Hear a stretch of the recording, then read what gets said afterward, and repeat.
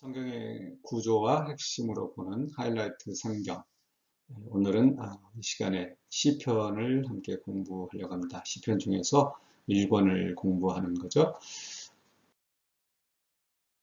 시편을 공부함에 있어서 두 가지 방식이 있다고 그랬죠. 시편의 유형별로 살펴보는 겁니다. 시편의 가장 큰 유형이라고 한다면 이제 찬양과 탄원이라고 할 수 있겠고, 찬양은 하나님의 성품과 역사를 찬양한다. 즐거울 때, 또 기쁘고 행복할 때, 또 모든 일이 순조로울 때 찬양하는 것이고, 또 그 반대 극에는 탄원시가 있습니다.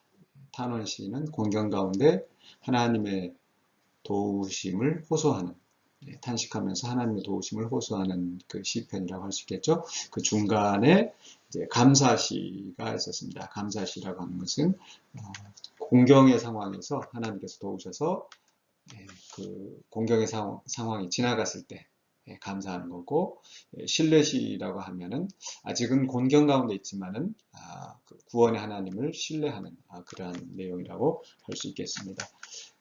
저주시는 탄원시에서 이제 한 걸음 더 나아가서 좀 더 적극적으로 대적에 대해서 하나님께서 보복해 주실 것을 요청하는 그러한 시입니다. 그래서 부정적인 정서가 아주 강하게 나타납니다. 그 외에도 시편의 그 주제, 다루고 있는 주제에 따라서 또 다른 그 시들로 분류가 될 수 있겠는데, 먼저 지혜시가 있었죠. 사색적이고 교훈적이고, 다른 지혜책과 같이 지혜의 길을 가르쳐 주는 것. 그래서 이제 의인과 악인을 대조한다든지, 또 복된 길이 무엇인지, 또 여호와의 율법, 여호와의 도, 이런 말들이 자주 등장하는 지혜시가 있습니다.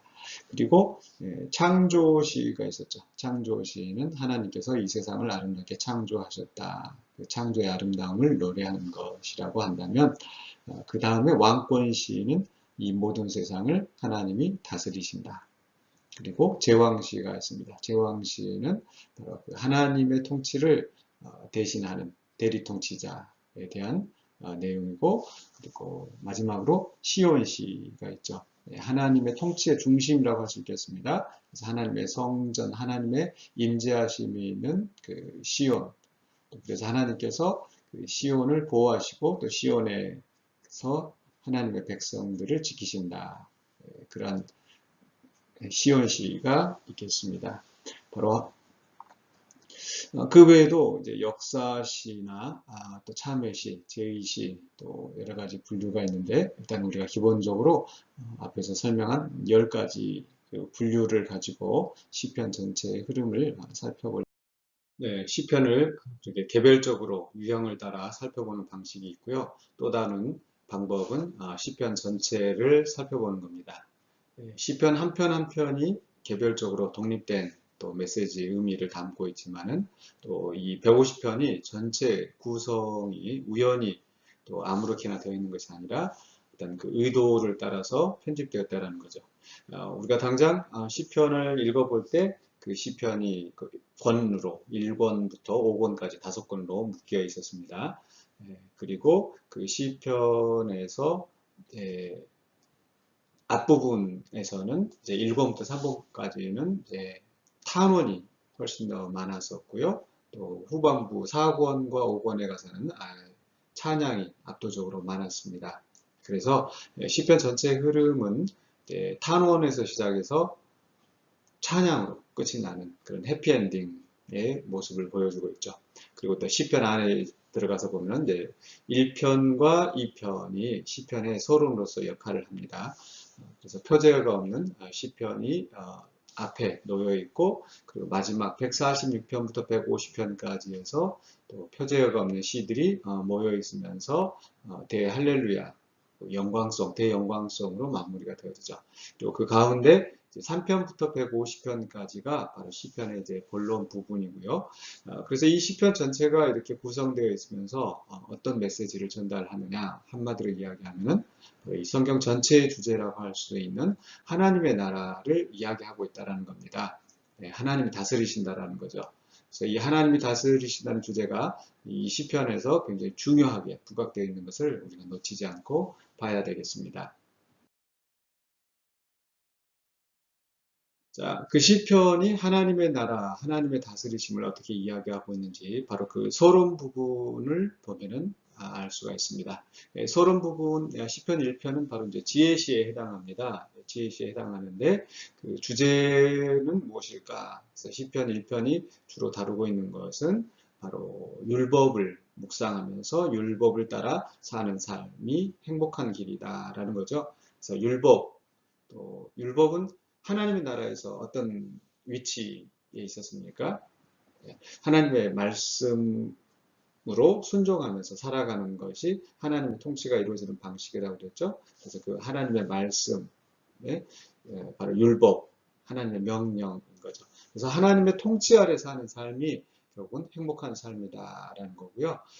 그 다음에 시편 2편에서는요. 바로 이제 제왕시에 해당하는데 시편 2편에서 다루고 있는 내용들은 바로 이 세상의 군왕들, 권세자들이 여호와와 그의 기름 부음 받은 자를 대적한다. 네, 여기서는 그 기름 부음 받은 자가 중요하게 부각되고 있습니다. 그래서 그 기름 부음 받은 자는 하나님의 대리 통치자이죠. 네, 그 기름 부음 받은 자를 대적하는데 하나님께서 선언하시기를 6절에서 내가 나의 왕을 시온에 세웠다. 하나님의 대리 통치자 그리고 하나님의 통치의 중심인 시온에 바로 그 대리 통치자를 세웠다라는 거죠. 그래서 이 하나님의 통치에 있어서 중요한 요소인 하나님의 율법 그리고 그 통치를 이루는 대리자 기름 부음 받은 자 메시아가 시편 2편에서 부각되어지고 바로 그 시편 2편에서는 그 기름 부음 받은 자에게 입맞추라 그렇죠? 그 통치에 순종하라라는 그런 말씀인 겁니다. 그렇지 않으면 망할 것이다 라고 이야기하면서 시편 전체의 흐름 방향을 잡아주고 있습니다. 그래서 율법에 순종하고 또 그 통치자에 순종하고 자 그리고 나서 이제 145편 145편은 이제 본론의 마지막 끝 시편이라고 할 수 있겠는데 그 시편에서는 바로 이제 다윗의 시로서 기름 부음 받은 자가 하나님을 왕으로서 칭송하는 겁니다. 자신이 최고의 왕이 아니라 하나님이 그 최고의 왕이시고 그의 나라와 그 영원한 통치를 찬송하고 그다음에 모든 육체가 그의 이름을 찬송할 것이다라고 하면서 이제 모든 육체와 또 모든 세상 만물들이 또 하늘에 있는 모든 권세들까지 하나님을 찬양하는 것으로 이야기합니다. 그래서 대영광송이 나오면서 이제 시편이 마무리가 되어지는 거죠. 그 중간에 이제 시편의 몸통 안에서 하나님의 통치가 그 대리 통치자를 통해서 이제 어떻게 이루어지는지 설명이 되어 있습니다. 그래서 2편에서 하나님께서 나의 왕을 시온에 세웠다라고 선언하셨죠. 그런데 그것이 곧바로 이루어지는 것이 아니라 많은 고난 끝에 다윗이 왕으로 세워지고 그리고 나서 이제 2권에 가면은 2권의 마지막인 72편이 또 제왕시인데요.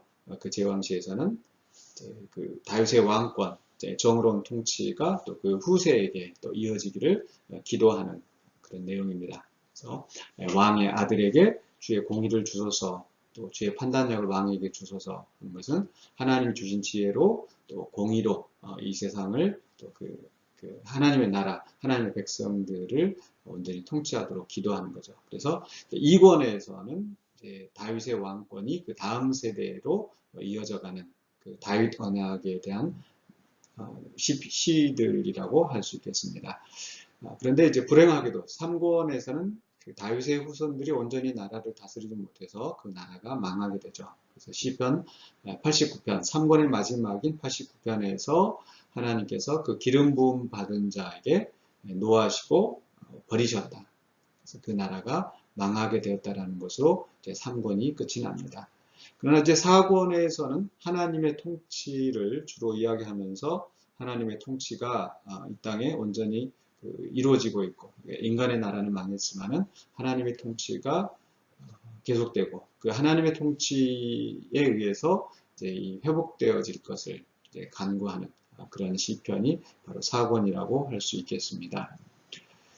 그리고 이제 5권에 가서는 이제 그 통치가 이루어지는 하나님의 나라가 회복되어지는 내용인데요. 110편에 그 다윗의 시가 다시 등장하죠. 그래서 그 다윗의 시를 통해서 새로운 다윗, 그 메시아, 그 회복된 나라의 중심에 있는 그 메시아가 모든 원수들을 정복하고 이제 그 평정한 이후로 145편에서 왕이신 하나님을 찬송하는 거죠. 그리고 나서 146편 이하에서 대영광송으로 이제 마무리가 되어집니다.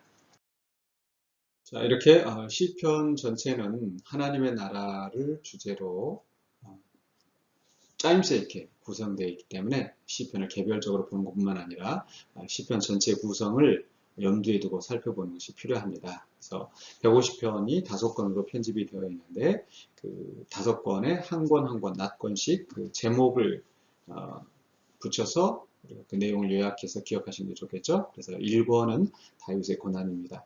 기름 부음 받은 자 다윗이 대적들에게 고난을 당하지만은 하나님께서 그를 구원하시고 이기게 하시고 다윗을 세우셨어요. 자, 그리고 2권에서는 이제 왕권의 확립입니다. 다윗을 왕으로 세우신 후에 이제 시온이 하나님의 통치의 중심지, 또 다윗이 그 시온에 거하게 되고 그래서 거룩한 도성을 세워지죠. 그리고 이제 2권의 마지막 부분에 가서는 그 왕권이 다윗의 후손들에게 계속 이어지게 된다. 그래서 다윗의 언약을 이야기하면서 2권이 마무리가 되어집니다. 3권은 그러나 그 다윗의 후손들이 그 나라를 온전히 다스리지 못해서 그래서 다윗 왕조와 이스라엘 백성이 하나님과의 그 언약을 어기고 그래서 하나님의 심판을 받아서 멸망하게 된 것을 탄식하게 됩니다. 그러나 4권에서는 이제 하나님의 왕권을 이야기하죠. 인간의 나라는 망했지만은 그러나 하나님의 왕권은 영원하고 그래서 그 하나님의 인자하심을 따라서 그 나라를 회복해 주실 것을 간구합니다. 5권은 이제 바로 이 회복된 나라에 대한 말씀입니다. 그래서 이 회복된 나라에서 기름 부음 받은 자가 또 온 우주와 함께 하나님을 찬양하고 또 특별히 왕 대신 하나님 왕이신 하나님의 통치를 찬양하는 것으로 마무리가 되어집니다.